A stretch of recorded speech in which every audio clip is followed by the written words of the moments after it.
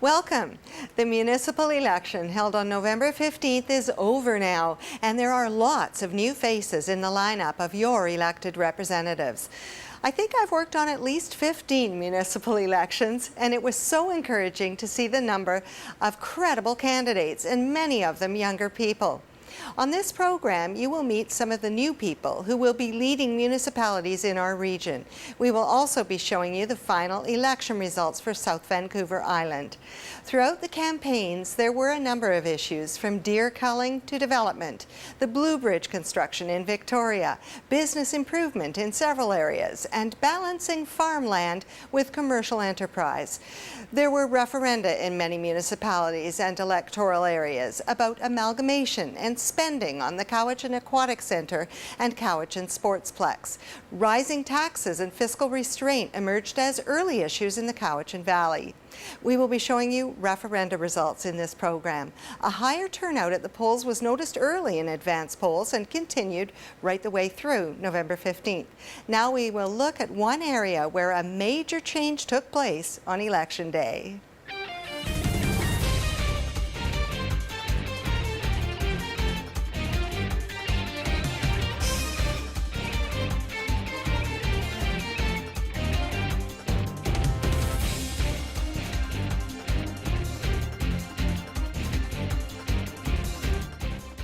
This is the South Island's largest district municipality, and today Saanich has a new mayor after 18 years.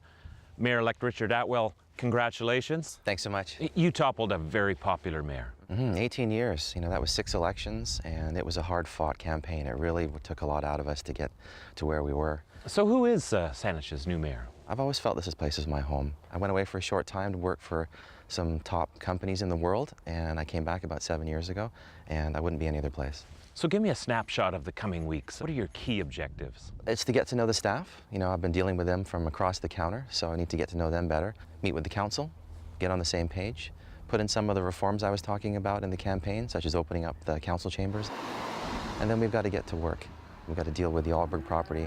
We've got to deal with some of the other things that are going on, especially the sewage treatment. We have to get going on that. We're pretty much back at square one again after about 7 years.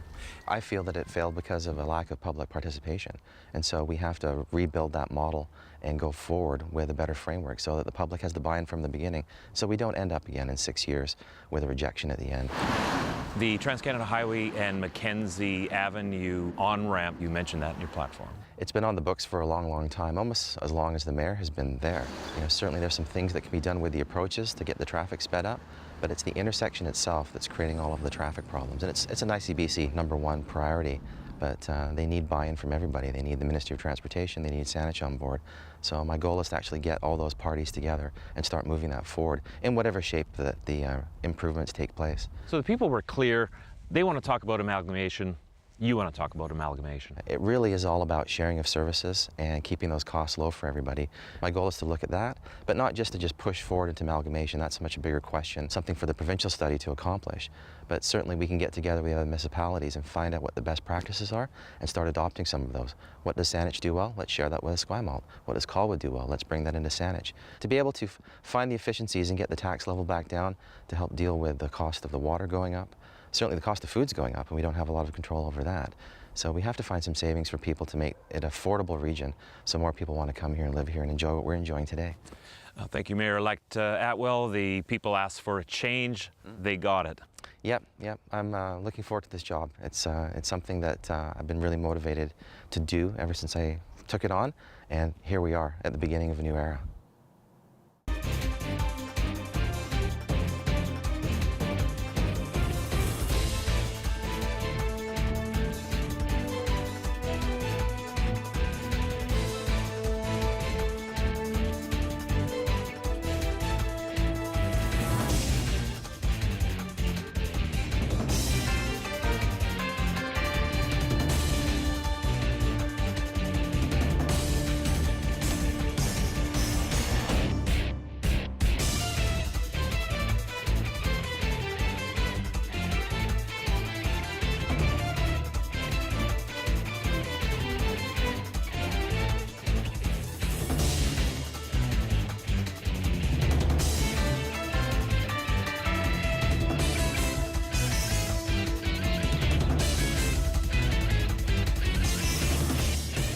here with Lisa Helps, the new mayor of Victoria. Lisa, congratulations. Thank you. How does it feel? It feels great. It feels like last night was a real victory for local democracy. But an extremely close victory.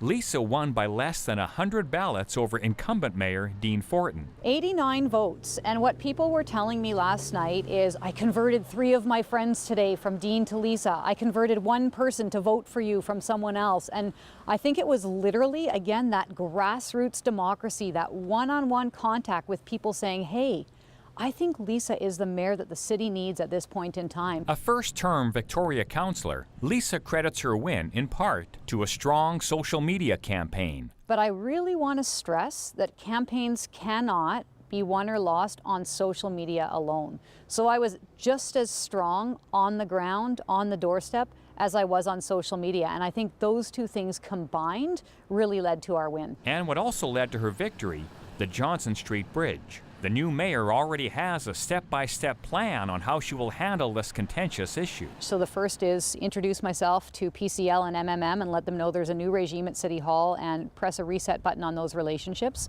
Number 2, get the mediation finished just as soon as possible. We can't have possibly a good working relationship until that gets sorted. 3, we'll know what costs, if any, coming out of the mediation need to be borne by the taxpayers, and we've got a budget for that. Another priority for Mayor-elect Helps, more affordable housing. Making sure that people who are already homeless get housed, and I'm going to continue that work. Part of what we haven't done, there are many, many, many more people who are on the brink of homelessness, who just need an affordable place to live. They're the working poor, and that's where we need some creative and innovative solutions. She also wants to focus on improving relations with City Hall and Victoria's business community. I've been hearing a lot on this campaign trail about more support for small business, more support for startups, more support for, hey, see that vacant space there? I want to lease it. I've got a business plan. I just need City Hall to help me move through more quickly than I've been able to in the past. But Mayor Help says her top priority is to build a strong working relationship with City Council. A mayor cannot do anything without her council, and that's the first step, creating a strong culture at that table.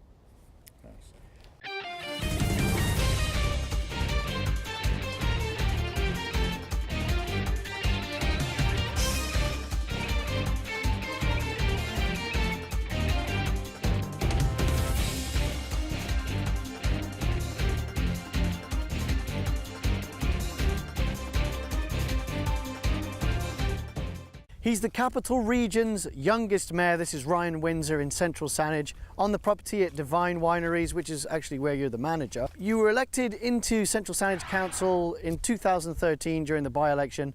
Now you're mayor, so you must have made an impression. Well, a big thing for me, obviously, is the business in the municipality. We have obviously a strong farming base. Farming is a business that matters a lot to this community, but it's not the only business here, and we need to strengthen it along with all the other businesses that are here. And we need to protect our environment. You know, we have an issue going on in Brentwood Bay. It's been there for a while with derelict boats, and it's really, I believe, harming the return of salmon over the long term. And so I'm passionate about that issue as well. In the past, Central Saanich has been very resistant to urban sprawl, multi-family dwelling units. What are you looking at in terms of livability? Well, I think we're seeing our cores change. Saanachton is now starting to see a bit of what Brentwood has seen previously over the last few years, and we are getting some multifamily and some mixed-use commercial, and we're seeing a page turn on the different types of housing that we need. It's really about providing some diversity. There's a housing roundtable that's formed to look at alternative creative solutions for addressing the affordability of housing for young families, young workers who are working out here and who don't want to commute 25 or 30 minutes. Ryan, yourself the youngest mayor in the CRD now at 35 years old, but you also have a councillor, Niall Paul-Teal, who's only 21. So what's this youthful energy going to bring to council, and how's it going to change the dynamics? I think it's important to have diversity on council, and I'm excited by that. And the voters actually put a lot of faith in Niall. They actually put him at the top of the polls, so I think that says clearly that they felt they wanted him there. With his signature balanced approach, Windsor's first order of business is to meet with the Chief Administrative Officer. Working alongside his 6 elected council members, he will appoint committees and prepare for Central Saanage's first council meeting on December 1st.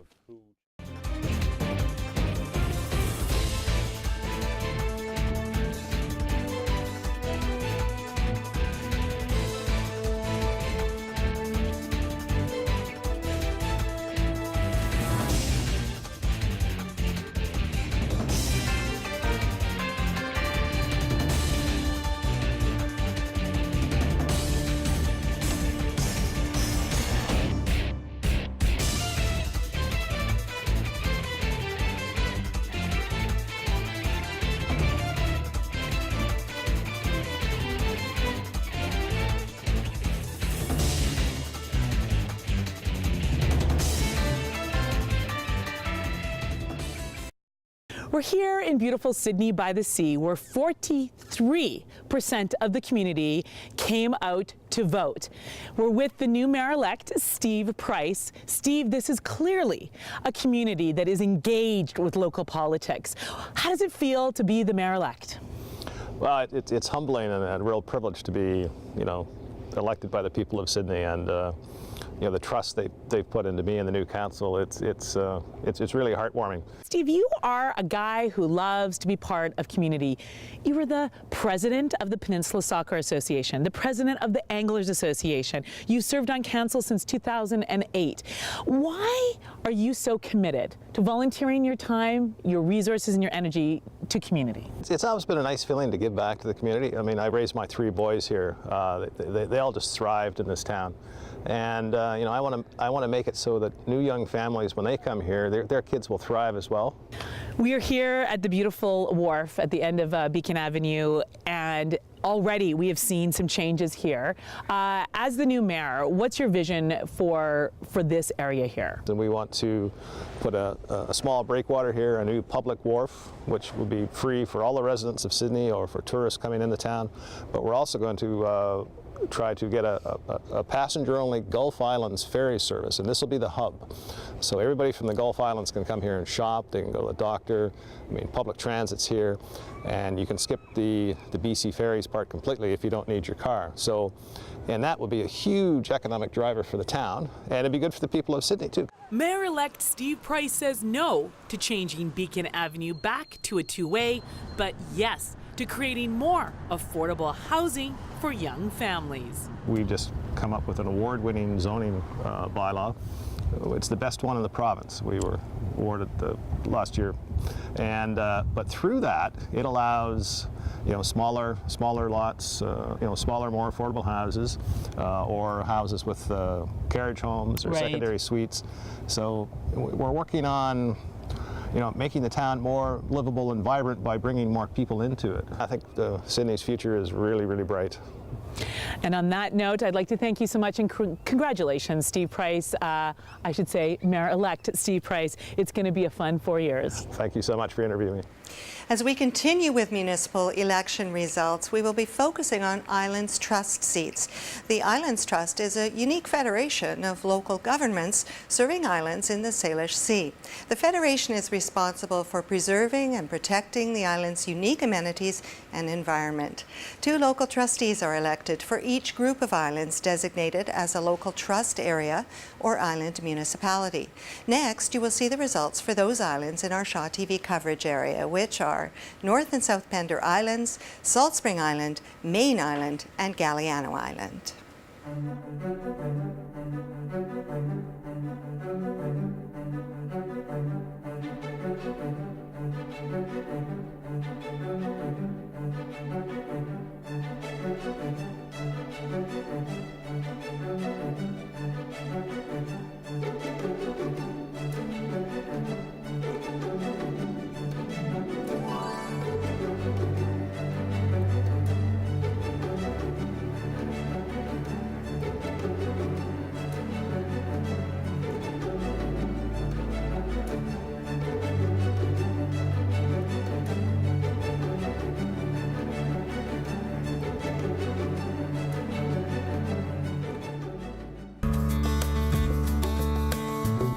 Well, it's happened again.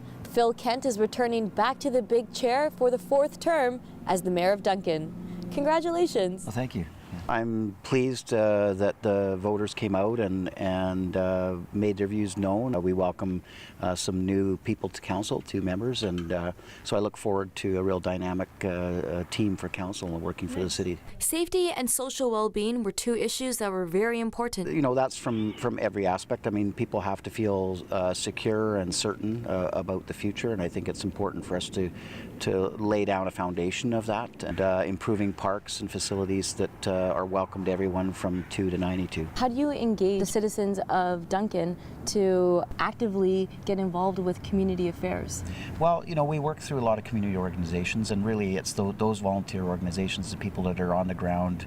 And I think, you know, we still need to always look for ways to improve. So I think that with this council that we will be looking at some more ways that we can engage really directly on a regular basis. Phil's looking forward to the completion of a few ongoing projects. Turning passenger rail to the island. I work on the ICF board and been working at that for some time.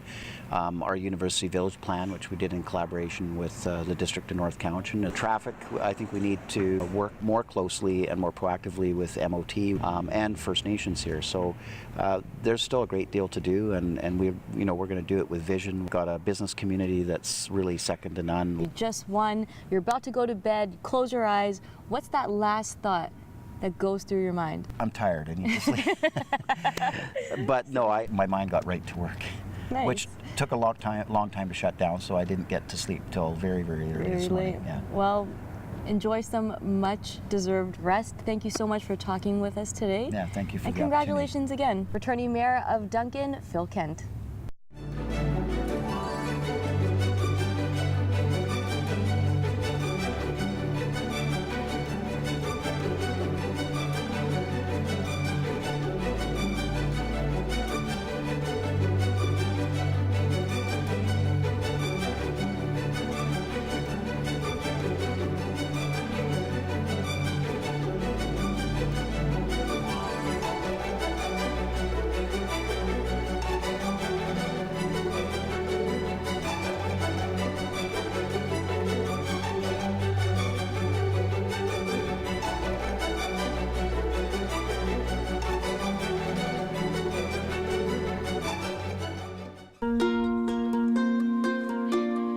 It's a beautiful day here in North Cowichan, and I'm at Somino's March with the newly re-elected Mayor John Lefebvre. John, congratulations. Thank you so much. Really appreciate it. It's great to have the election over, and now we can get down to work. So we're standing here in the marsh. This was a big element to your campaign, the environmental aspect. What is your plan for the marsh? And as you can see in the background, we just have a beautiful natural setting that is providing amazing ecological services. The treatment of stormwater, rainwater, stormwater from the Duncan North Cowichan area is a phenomenal benefit to our community, and we really have to work to protect the marsh. If there was one thing that you could accomplish in your next term as mayor, what would that one thing be? Boy, that's a tough question, because we have about 30 things on our plate. The biggest thing, part of making this an attractive place to live and work and invest is having educational facilities. So about 8 years ago, I started on a plan for Cowichan Place. The last pieces of that puzzle are a new high school and trade center. And that's what we're working on very hard to become a top priority for the provincial government. So we would like to complete that. We know that having educational facilities, recreational facilities, beautiful environment will bring people to our area and make us a vital, successful community. So what is your #1 favorite thing about living and working in North Cowichan? North Cowichan has it all. We've got lakes, rivers, we've got the ocean, we've got a fantastic farming community, and all this physical beauty. So we have it all, and as long as we care for it, as we need to care for the marsh here, we can have an incredible future. Well, congratulations, and have an excellent rest of your day and a wonderful term as mayor. Thank you very much. I appreciate your coming for this interview. Now we will look at results for the CVRD, or Cowichan Valley Regional District. As a local government, the CVRD deals with local issues on a region-wide perspective, as well as administering the local functions for the unincorporated areas directed by locally elected officials. Through the regional district, the local governments work together to provide and coordinate services in both the urban and rural areas. Two types of directors make up the CVRD Board of Directors. Electoral area directors are elected directly by rural area voters. Municipal directors are first elected to a municipal council and are then appointed by the council to the Cowichan Valley Regional District Board. Next, we'll feature the results from the municipal election for CVRD areas A through I, from Mill Bay Malahat to Yubo Mead Creek.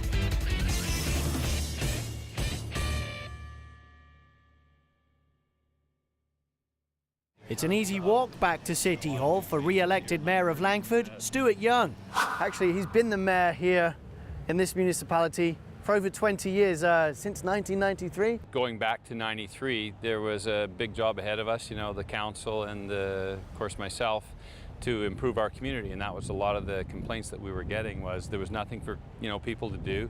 You went to school out here at Belmont, and then as soon as you graduated, you'd go somewhere else. And so we had to change that in Langford and try and keep our families here and keep the kids here. And, you know, obviously too, we wanted to make sure that we did the improvements for the people that were living here, recreation-wise. Sidewalks were kind of non-existent, streetlights were non-existent. You know, now, come down here at 9, 10 o'clock, especially on Goldstream Avenue with the improvements, you know, it's just vibrant. Well, I like the palm trees, and I do like the music in the streets. The only thing is they're playing Christmas music right now. I don't know how I feel about that. Now, you were born and raised in Langford.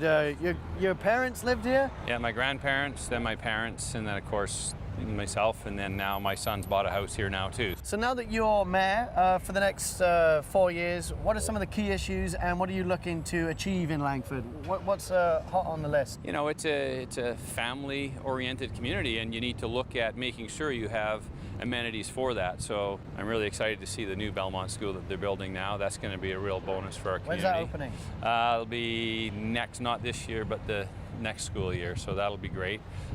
The Y out here with the new pool, and of course Rugby Canada, big news there when they moved out and their headquarters from Canada is now in Langford, and with the Olympics coming up, that's going to be some real excitement down there at City Centre Park. So we've pretty well had a big project every single year for the last 5 years. There's always something going on, and that's what I hear a lot from the residents of Langford. They're saying, hey, we don't have to go anywhere now. We can actually live here and hopefully get a job here. Getting business so that they can flourish helps our community, keeps our people working, and new jobs for everybody. We like a strong economic tax base from our business that allows me to do all these improvements without having to raise taxes to the residents that live here. And that's been our model for 20 years, and it's worked very, very well.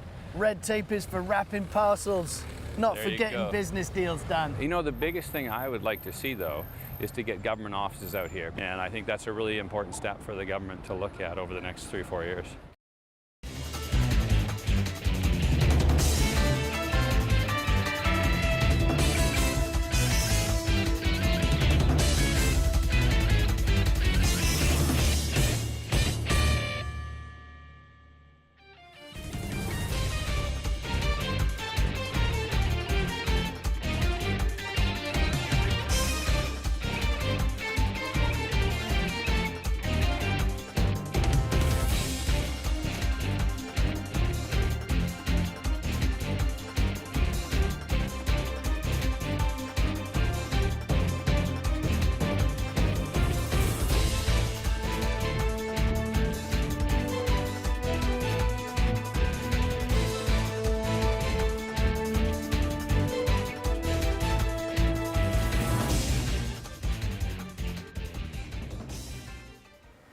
The Capital Regional District, or CRD, provides regional decision-making, shared local government services, and local decision-making in rural areas. The CRD's jurisdiction is the southern tip of Vancouver Island and the surrounding 70 Gulf Islands. The CRD is governed by a 24-member board of directors. The board is made up of municipal directors who are appointed by their respective councils and directors from the electoral areas. Next, you will see the results for the CRD electoral areas that we serve with ShawTV. They are Juan de Fuca, Salt Spring Island, and the Southern Gulf Islands.